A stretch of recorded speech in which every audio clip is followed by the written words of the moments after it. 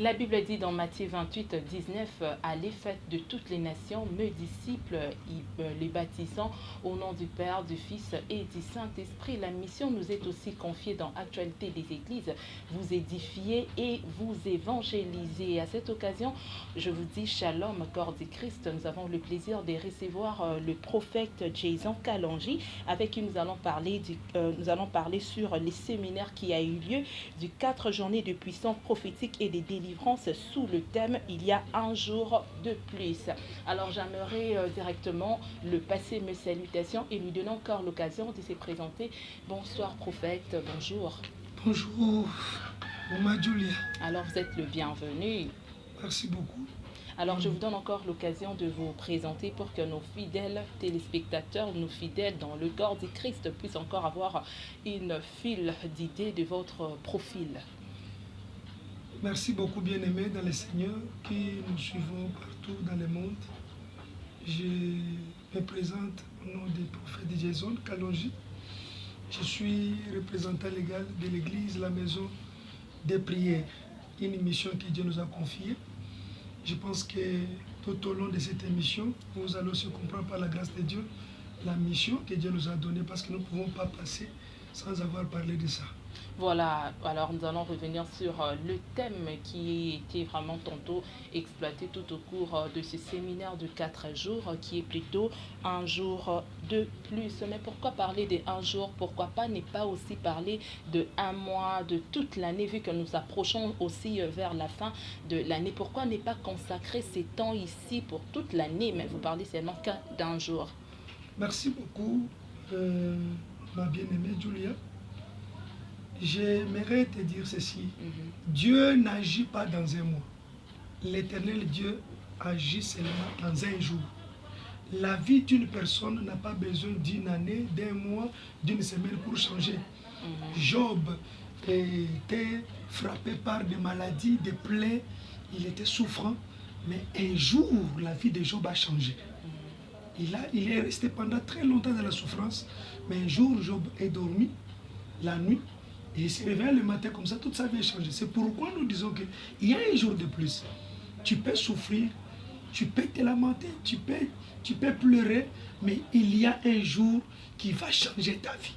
Il n'y a pas deux jours, il n'y a qu'un seul jour qui peut changer la vie d'une personne. Alors tout au cours de ces séminaires, est-ce que vous avez atteint vos buts? Bon, atteindre mon but, vraiment, je ne dirais pas totalement oui. Pourquoi? Parce que l'œuvre de Dieu, et nous continuons avec l'œuvre de Dieu, ça ne s'arrête pas. Sauf que nous avons donné la portion que Dieu nous avait donnée, on a donné ça. Vous savez, dans la Bible, il y a une parabole que Jésus donne sur les semeurs. Quand le semeur est sorti, il a jeté la semence. Il y a des semences qui sont tombées sur la bonne terre, sur les épines, sur des pierres. Et le semeur ne va pas s'arrêter. C'est que le semeur va continuer, va comprendre que non, la mission continue. Donc il y a la semence qui est tombée sur la bonne terre, sur les épines. Donc ce qui est tombé sur les épines, donc ça montre au semeur que tu as encore à faire. Donc le but n'est pas vraiment atteint, parce que nous continuons toujours à travailler, nous continuons toujours à évangéliser, nous continuons toujours à prêcher l'évangile jusqu'à ce que lui-même, le maître de la moisson, va dire que oui, maintenant c'est fini, parce que c'est lui qui a atteint le but, c'est pas moi. C'est Christ lui-même qui a atteint le but. Quand il va comprendre que non, oui, maintenant mon but est atteint, il va arrêter la mission.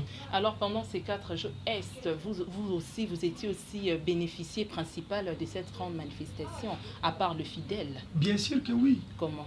Paul dit à Timothée, veille sur ton enseignement, parce qu'en agissant ainsi, tu te sauveras et tu sauveras ceux qui t'écoutent. Donc j'ai prêché l'évangile pour que moi-même d'abord je sois sauvé par cet évangile, et puis je sauve aussi ceux qui m'écoutent. Alors tout au long, allais-je dire, de vos interventions sur la tribune, vous avez de plus martelé sur le passage d'Ecclésiaste 1:5, voilà, qui dit il y a un an, le soleil se lève, le soleil se couche, il soupire d'après les lieux d'où il s'élève d'un nouveau. Alors, quel est le rapport qui est entre le thème que vous avez eu à proposer et le verset en question que vous avez eu à développer tout autour de vos interventions sur la tribune? Merci beaucoup. La conformité du thème et de la référence biblique que j'ai donnée, c'est au niveau où le soleil s'élève et quand il se couche, les gens peuvent croire que non, c'est la fin du monde. Il n'y aura pas encore un autre jour. Mais subitement comme ça, nous nous réveillons un bon matin, on voit encore le soleil qui s'élève. Vous voyez? Donc il y a un jour de plus. Si le soleil se couche, cela ne veut pas dire que non, les jours se sont arrêtés. Il y a un jour de plus qui va s'annoncer. Or, quand la nuit vient pour annoncer un nouveau jour.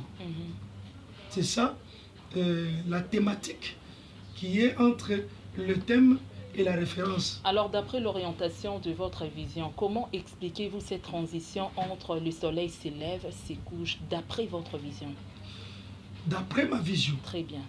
Ok. D'abord, Dieu m'a fait grâce de comprendre les Écritures.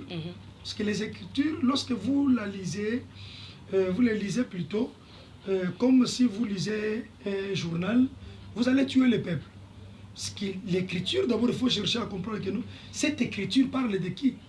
Toute la Bible telle qu'elle est là, elle parle de Jésus. Donc, Salomon, c'est un prophète. Lorsqu'il voit le soleil s'élever, le soleil s'est couché et s'élever encore de nouveau, j'ai analysé pourquoi le soleil qui s'élève de nouveau ne se recouche pas encore de nouveau. J'ai compris directement que non, Salomon ne voyait pas le soleil ici dans la nature. Salomon voyait quelque chose qu'il faut comprendre. Parce que comme la Bible parle de Christ, j'ai compris qu'il y a les trois mouvements. Donc Salomon a vu le soleil qui s'élève, donc c'est la naissance de Jésus. Le soleil qui se couche, c'est la mort de Jésus. Le soleil qui s'élève encore de nouveau, donc c'est la résurrection de Jésus. Donc Salomon a vu la naissance, la mort et la résurrection de Jésus. Vous parlez de la résurrection de Jésus-Christ en tant que prédication. Et ces derniers, nous avons constaté que dans plusieurs églises, dans plusieurs doctrines, on parle que sur de biens, on prêche plutôt sur de biens matériels et non sur la vie de Jésus étant que le chemin, la vie et la vérité. Alors, pouvez-vous nous expliquer ces contextes-là et ces derniers, ça se passe tel que la Bible le relaye ou soit ça dépend de doctrine. Je ne sais pas comment expliquer mes propos. Bon, vous savez que beaucoup de gens aujourd'hui parlent de la doctrine. Non, notre Église a sa doctrine. Très bien. Notre Église a sa doctrine. Or, il n'y a pas plusieurs doctrines. Nous n'avons qu'une seule doctrine. C'est ce que les apôtres de Jésus ont fait. Nous avons un livre dans la Bible qu'on appelle les Actes des apôtres. Les actes des apôtres veulent dire seulement les comportements des apôtres, les caractères des apôtres, la manière dont les apôtres ont servi Christ, les choses que les apôtres ont fait et ce que Paul a expliqué, c'est ça ce que nous prenons comme la doctrine. La manière dont les apôtres ont prêché l'évangile. Et ces derniers, comment vous comportez? Bon, étant que prophète, pasteur, révérend et docteur, comment ils se comportent, y compris aussi vous? Je voudrais dire ceci. Tu vois ce qui se passe aujourd'hui, il n'y a rien de nouveau. Il n'y a rien de nouveau. Tout ça, c'est prédit dans la Bible. Mais pourquoi vous vous conformez? Nous nous conformons parce que, premièrement d'abord, nous avons besoin du salut. Ok. Vous voyez? Ok. Nous, on n'a pas besoin de matériel. Parce que si tu prends seulement le matériel, c'est que tu as le ministère de Géasi. Vous voyez Géasi? Élisée a guéri Naaman, le Syrien, gratuitement.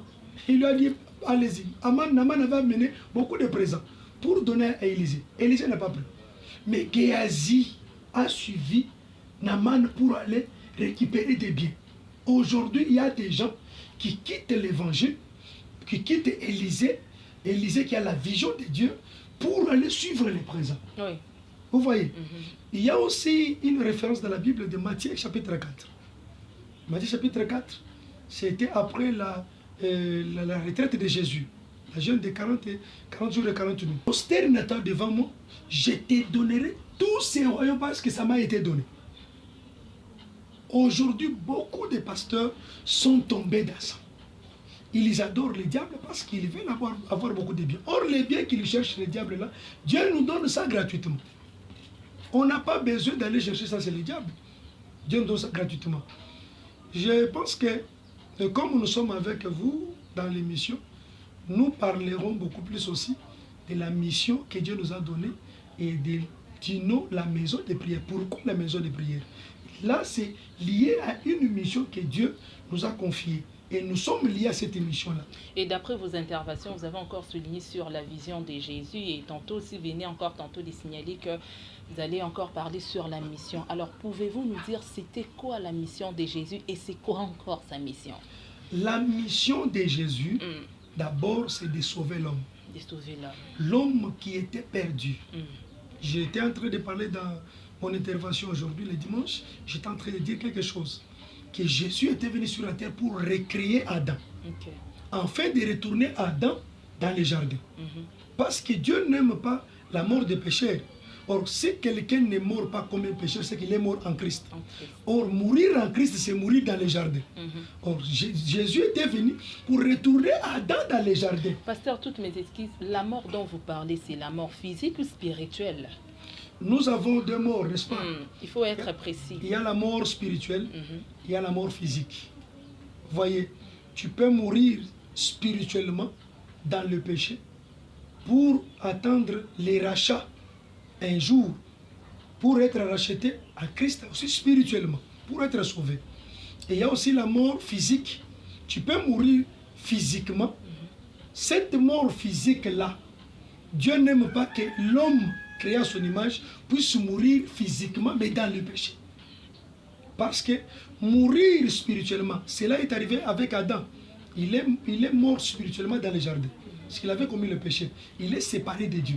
Dieu lui a chassé. Il a perdu la vie. C'est pourquoi Dieu avait envoyé Christ pour donner la vie à Adam. En fait, qu'Adam retourne dans le jardin. Parce qu'il a été créé pour vivre dans le jardin. Or, dans le jardin, il y avait tout pour lui. L'homme, maman Julia, l'homme n'a pas été créé pour souffrir.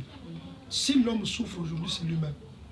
Ce n'est pas nos arrière-parents. Non, ce n'est Adam pas ça. Et Ève, parce que on dit tantôt que non, c'est plutôt Adam et Ève. C'est suite à eux. Voilà pourquoi nous sommes dans ces problèmes. Mais le salut est déjà venu. La mort a régné de Moïse, d'Adam jusqu'à Moïse. Jusqu'à ces jours. Oui, la mort a régné de Adam jusqu'à Moïse. Ça, c'est ce que dit la Bible. La mort a régné d'Adam jusqu'à Moïse. Vous voyez. Donc, quand Christ est venu, il est venu pour donner la vie. Cette vie qu'Adam avait perdue là, Christ est venu pour la donner. Et pour recevoir cette vie-là, il faut croire en Jésus. Parce que c'est lui qui donne la vie. Et il la donne aussi gratuitement. Le sacrifice, c'est seulement de croire. Il n'y a pas un autre mouvement. Il faut seulement croire. Ok, comme ça, je reviens encore à vos propos, pasteur. Croire en Jésus-Christ, est-ce que cela demande beaucoup de processus ou soit c'est je crois seulement, je crie en Jésus, je crois en Jésus et c'est tout? Ça s'est fait comment? Croire en Jésus, d'abord, nous allons recourir vite à la Bible. Dans la Bible. La Bible dit ceci. Il est venu chez les siens ne l'ont pas reçu.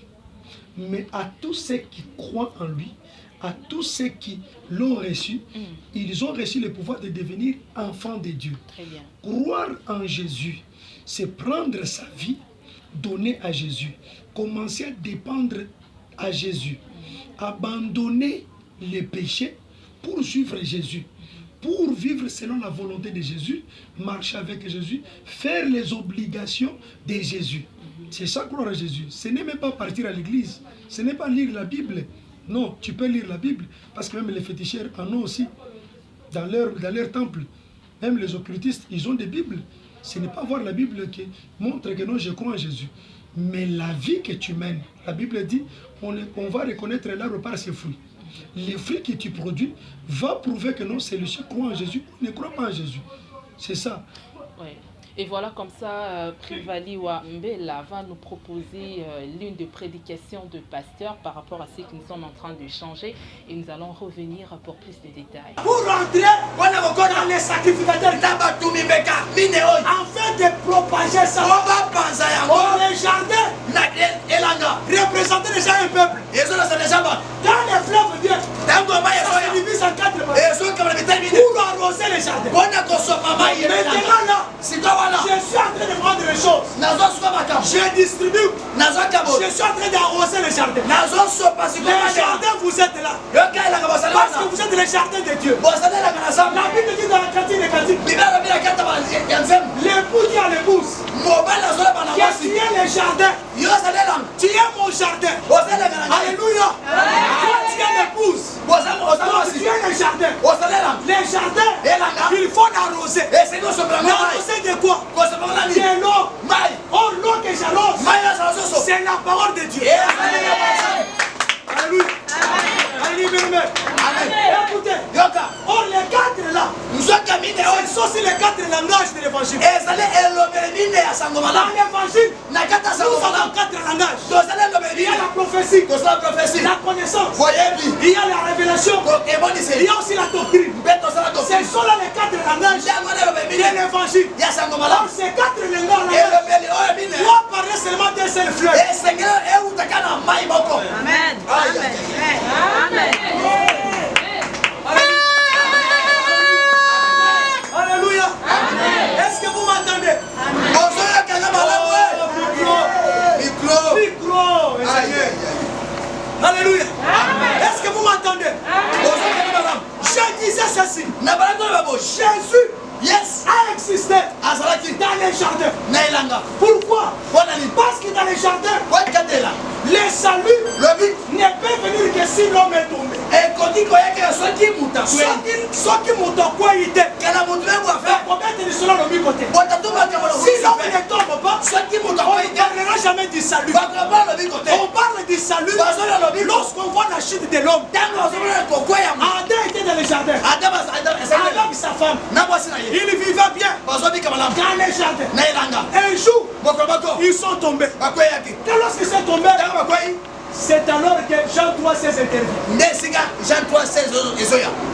Alléluia. Car Dieu a tant aimé.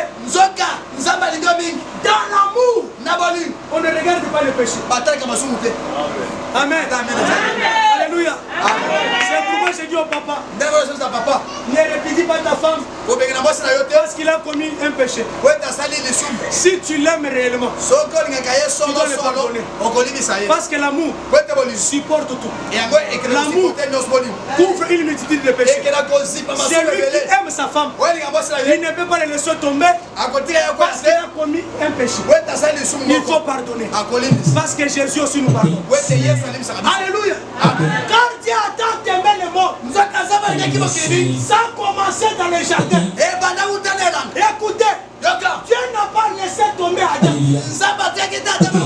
Lorsqu'Adam est tombé, Dieu est entré dans la réunion pour aller chercher le salut, afin de sauver Adam. Et voilà, nous sommes des retours, pasteur. On parlait tantôt de croire en Jésus-Christ. Alors, quel est le mystère qui se cache derrière ce nom? Le mystère qui se cache derrière le nom de Jésus. Yes. Voilà, ça c'est bien. Le nom de Jésus d'abord signifie sauver. Amen. Donc si tu crois en Jésus, tu es sauvé. Premièrement, le mystère qui se cache derrière le nom de Jésus, c'est de savoir que non, Jésus est venu apporter le salut. Parce que Jésus, c'est le sauveur. Lorsque je crois en Jésus, je suis sauvé. Et quand je suis sauvé, je suis automatiquement séparé de toute difficulté, toute souffrance, tous les problèmes de la vie. Alors, pasteur, qui sont censés de croire en Jésus? Les enfants de Dieu. Seulement les enfants de Dieu. Bien sûr. Et non le musulman. Mais les musulmans, ce sont des enfants de Dieu. La Bible dit... Mais il paraît qu'ils croient à Mahomet. Est-ce que Mahomet est l'envoyé des dieux? Écoutez, point d'interrogation. La Bible dit ceci. Je connais mes brebis et mes brebis me connaissent. Ils sont où? Ils sont éparpillés dans le monde. Ils sont dans les catholiques, ils sont chez les musulmans, ils sont chez les néo-apostoliques, ils sont un peu partout. Et Dieu lui-même connaît ses brebis. Et ses brebis les connaissent. Et il dit encore, lorsqu'ils entendent ma voix, ils me suivent. Vous voyez, il y aura un temps où Dieu, l'auteur et le propriétaire des brebis, il va parler et ces brebis vont entendre sa voix. Et aujourd'hui, les bergers ont parlé. Il y a des brebis qui ont entendu la voix. Que ça, c'est Dieu qui m'a parlé. Je vais suivre la voix de Dieu. Donc c'est ça.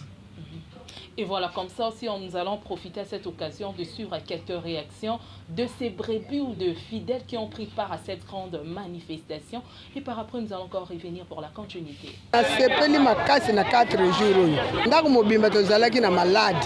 Mais awa ndenge nazoloba tokomi biso nyonso kimia na nzela ya ba prière otozozwa. Pe nazangisaka te nazalaka. Koto bo frande pena na saka masegite.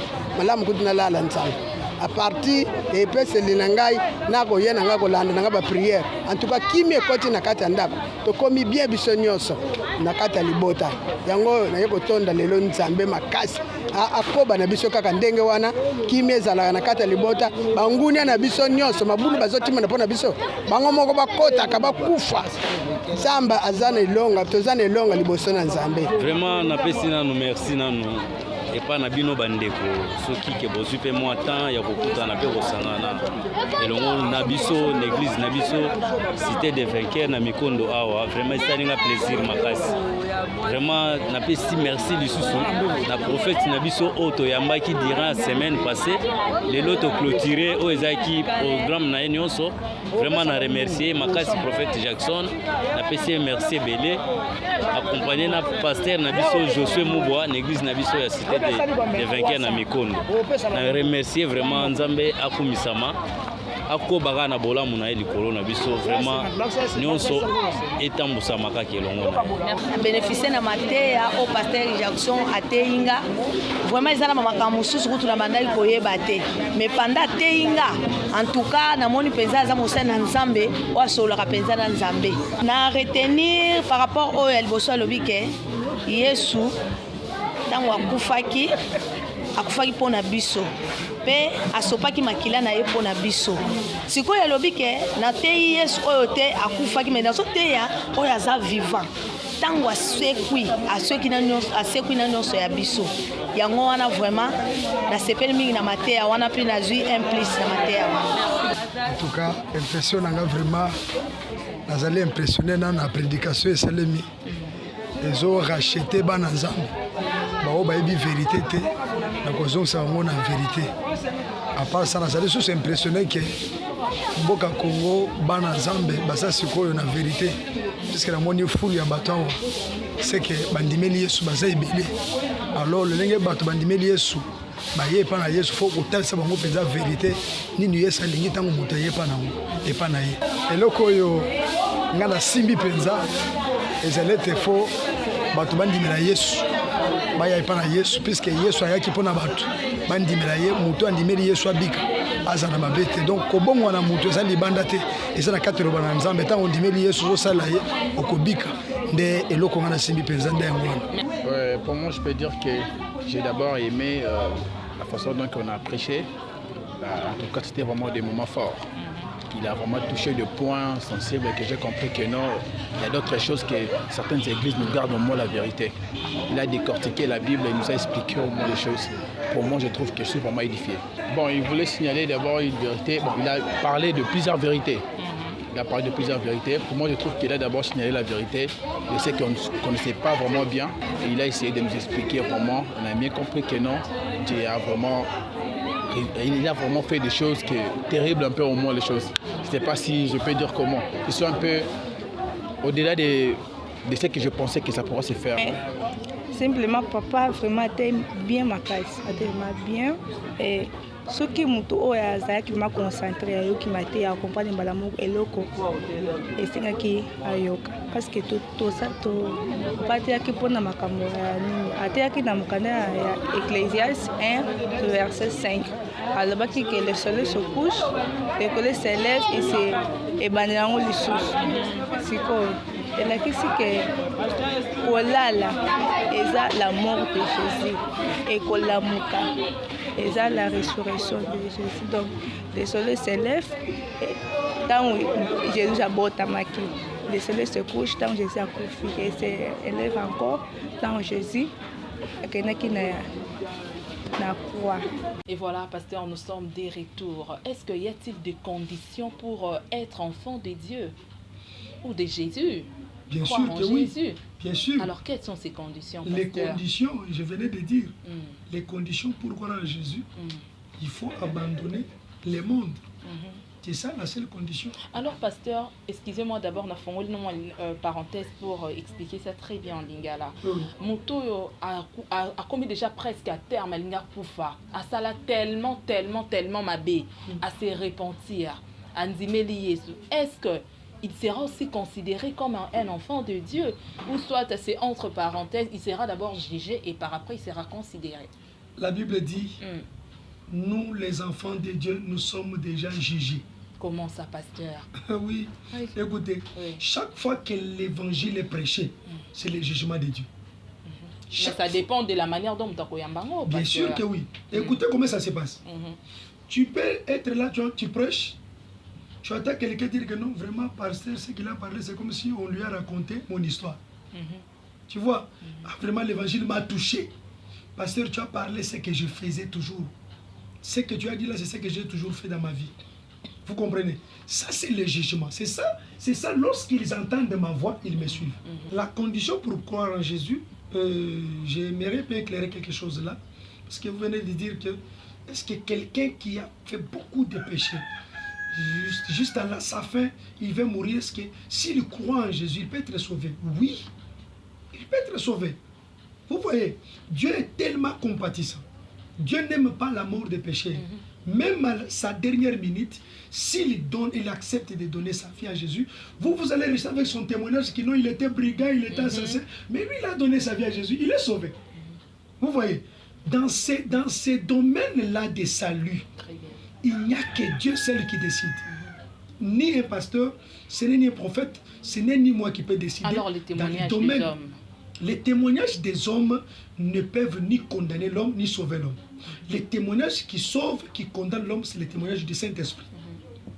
Si le Saint-Esprit te témoigne, c'est fini. Jésus dit, qu'est-ce que les hommes disent que je suis? Les uns disent, tu es prophète, tu es Élie, tu es Jérémie. Il pose maintenant la question à ses disciples. Mais vous, que dites-vous que je suis? Pierre dit, tu es le Messie, le Christ de Dieu. Écoutez ce qu'il dit à Pierre. Pierre, ce n'est pas toi. Ce n'est ni le sang ni l'eau, mais c'est mon Père qui est dans les cieux qui t'a révélé cela. Vous voyez? Donc c'est le Saint-Esprit qui témoigne l'identité de Jésus. C'est le Saint-Esprit qui témoigne la vie de l'homme, qui peut faire ce que cet homme soit condamné ou soit sauvé. Dans les domaines du salut, ça c'est Dieu seul qui décide. Alors, pasteur, nous croyons en Jésus-Christ, mais pourquoi nos vies sont passagères ici sur la terre? Bien sûr que oui, nos vies sont passagères parce qu'il nous a promis une vie jusqu'à l'éternité, je peux dire. Mais pourquoi Tozo Kufanoki? Bon, Tozo Kufanoki parce que cette terre a été déjà corrompue. Les cieux ici corrompus.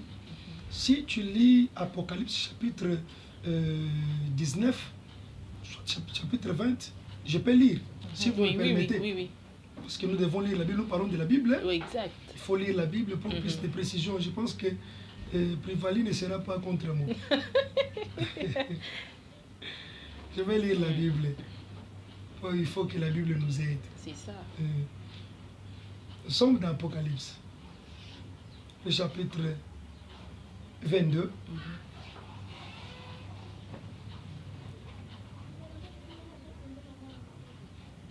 Je vais lire quelque chose là qui parle. Voilà, c'est le chapitre 21. Le verset 1er.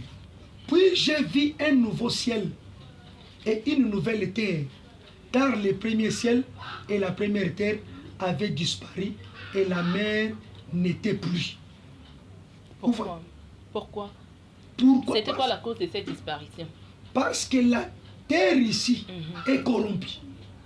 La terre ici, c'est une terre pécheresse. La terre ici a été maudite par Dieu. Le ciel ici est corrompu. Aujourd'hui, il y a beaucoup de choses qui se font parce que Dieu avait créé l'homme pour que l'homme puisse vivre éternellement. L'homme avait reçu l'esprit de l'éternité. Mais cet esprit de l'éternité, le diable avait ravi ça. Comment? Dans le jardin.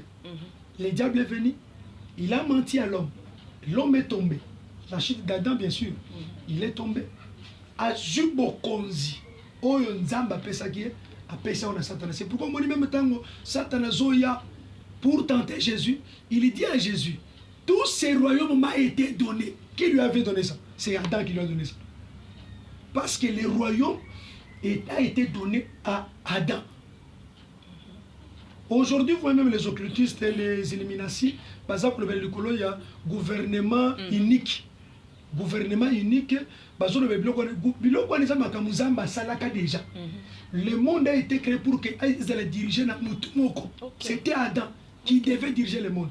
On lui avait donné le pouvoir de dominer sur tout ce que Dieu avait créé. Il dominait. Vous voyez? Donc il n'y avait pas de plusieurs gouvernements, il n'y avait qu'un seul gouvernement, le gouvernement d'Adam. Mais quand le diable est venu, il a menti à Adam. Pour d'abord tout là, pouvoir roi.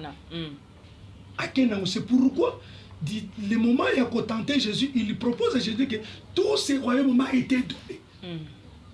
Alors, comme la terre a été corrompue, les cieux ont été corrompus, c'est pourquoi terre a chassé yango, ciel a chassé yango, ciel a terre a. En ce moment-là, biso ba Christo, biso ba santo, tu as déjà un millénium, tu as quelque part. Tu connais ce qu'on zonga na terre pour nous vivre éternellement ici. Parce que l'homme a été créé pour vivre éternellement ici. Et voilà, prophète, vous venez aussi tantôt d'évoquer lors de vos interventions à la tribune, vous avez parlé, nous sommes dans le temps d'où nous devrions être véridiques. Alors, de quelle véracité voulez-vous souligner? Bon, à ce point-là, je voudrais d'abord frôler ma mission. Okay. Parce que si je parle de la vérité, c'est par rapport à la mission que Dieu m'a donnée. Okay. Quand je priais, c'était en 2018, j'avais souvent l'habitude de visiter pour encadrer. À cette période-là, je n'avais pas d'église. Le 2 janvier, le 3, le 4, le 5, le 6, pour nous consacrer à l'année. Alors, je suis allé visiter une famille. Là, on a commis, ensemble, les bango. Moi, si il y a un dakouana, j'ai fréquenté une église. L'église, il y a Koko et moi, c'est là où j'ai parté souvent, prier là-bas. Je servais aussi là-bas. J'étais passagère là-bas. Alors, moi, si on les a prophétisé, c'est une église place aux alliés. Ma kambebelo lobaka, ma comprendre na kayote. Mais basolinga même ba rabeso ba kitisayo. Mais zamba kolongolo ne sikawana. Zamba zo peso musala. Il a donné des détails, beaucoup de détails là. J'ai reçu ça.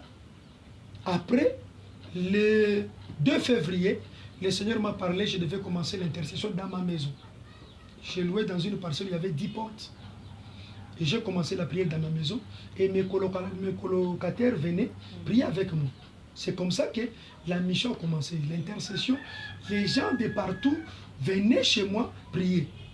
Et mon église se trouve à Air Force, là-bas juste devant le camp Seta. Donc, qui majoritaire, ils ont réussi à commémorer de ces côtés-là. Je suis allé là-bas, continuer avec l'intercession. Et Dieu fait grâce. Il y a une soeur, d'abord, Julia. C'est elle qui est venue, à Sombelinga chair, à Sombelinga bakit, quelque chose, à Sombelinga panier, à Sombelinga bâche, Moussala Nazambe Band. On a commencé l'œuvre. Dieu vient me parler de la mission. Il me donne Matthieu chapitre 21, verset 12. Quand je lisais Matthieu, j'ai trouvé là où Jésus est entré, la carte de Jérusalem, dans le temple. À côté du temple, Batubazo Teka. La carte du temple. Batubazo Teka, Batubazo na ba change na carte du temple. Yesu abandi ko benga na bango. Azoe bisa bango ete, ne savez-vous pas qu'il est écrit que ma maison sera appelée une maison de prière? Vous, vous en faites une caverne de voleurs. La mission que Dieu m'a donnée a commencé là. Quand j'ai lu l'écriture que Dieu m'avait donnée, j'ai lu ça, j'ai compris ma mission. J'ai une mission, c'est de chasser les antivaleurs dans l'église. Donc chaque mission, c'est décrit par rapport à un passage biblique, pasteur. Pas totalement ça. Dieu a plusieurs manières qu'il parle. Okay. Mais la manière dont Dieu peut te parler, cela doit avoir une soubassement dans les Écritures. Okay. Vous voyez? Parce que Dieu, c'est lui qui a donné la loi. Dieu, c'est lui qui a amené la grâce. Donc si Dieu parle, il faut que ce qu'il te parle soit inscrit dans la loi. Alors, pasteur, ramenez-nous directement à la réponse. Pensez-vous que ces derniers, avec des serviteurs d'été, il n'y a pas la vérité. Il n'y a pas la vérité. Il n'y a pas la vérité. Est-ce que vous-même, vous êtes véridique? Mais vous m'avez suivi aujourd'hui. Si je vous ai suivi, c'est la prédication, mais vos actions aussi peuvent aussi vous révéler qui vous êtes. Maman, je vous dis, je ne suis pas totalement parfait, mais je suis saint. Tu es saint? Oui, vous êtes saint. Parce que je suis sauvé. Prouve-nous alors votre sainteté. Ok, je vais te le prouver dans la Bible. La Bible dit, lui qui était saint, sans péché, il a accepté de devenir péché pour que nous devenions saints. Par rapport à la mort de Jésus, je suis saint. Je suis en train de lutter pour atteindre la perfection. Vous voyez, la perfection me manque. J'ai fait les efforts, comme Paul aussi. Mais vous êtes humain, vous n'êtes pas un ange. Il ne faut pas dire que je suis saint. Parce que des fois, si vous commettez des erreurs, un saint, à ça, la RRT, commettre les erreurs n'exclut jamais le salut qui est en nous. Mais cela ne doit pas vous dire que vous êtes saint, prophète. Mais oui, je suis saint. Je venais de te dire que je suis saint par rapport à la mort de Jésus. Par rapport à la mort de Jésus. Oui, Jésus. Mais dans la réalité comme ça, non. Dans la réalité, c'est ça. Être saint, c'est dans la réalité. C'est pas quelque chose que je vais aller vivre ça quelque part. Dans la réalité comme ça, je suis saint. Je suis maintenant en train de lutter avec la perfection. Vous voyez, atteindre la perfection.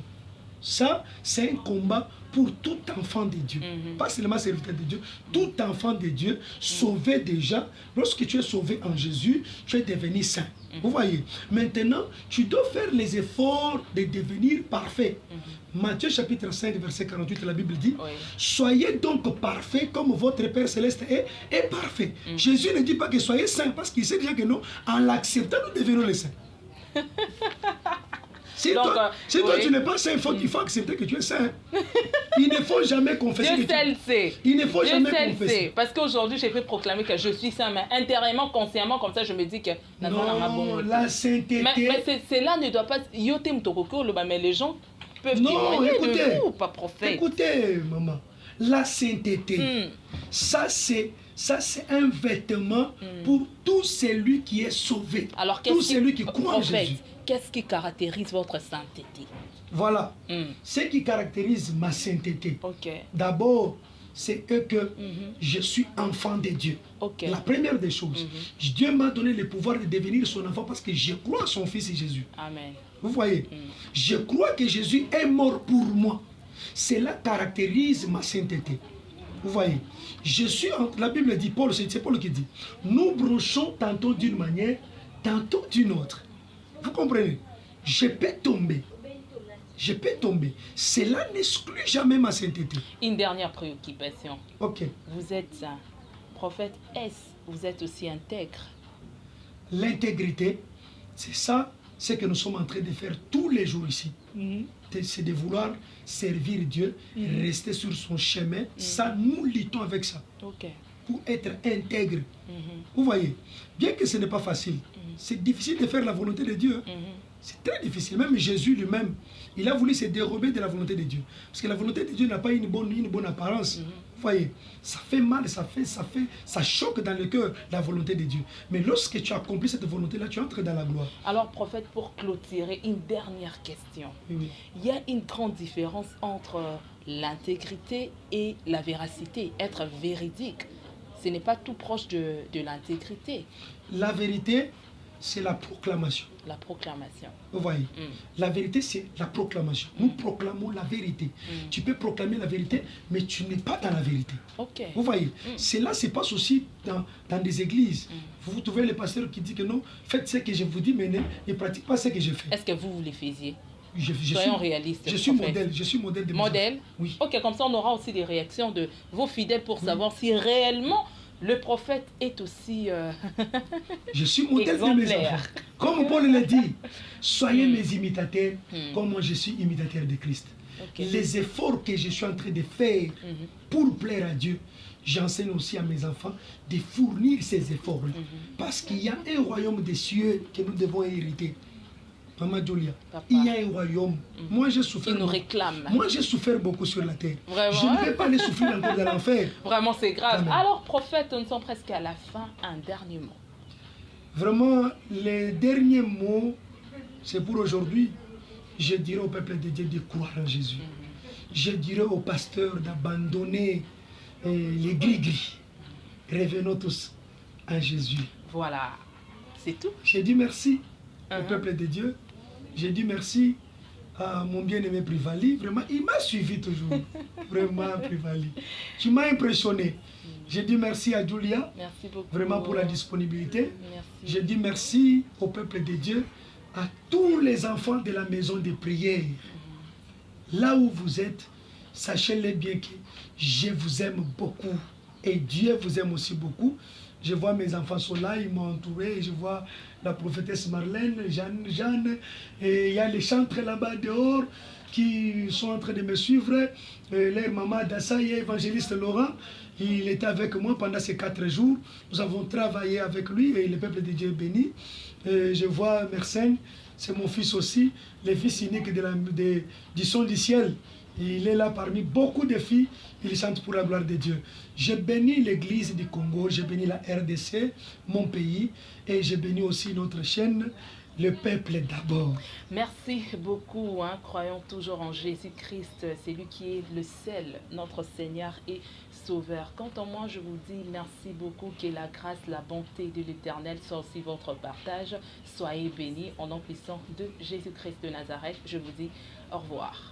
Bye.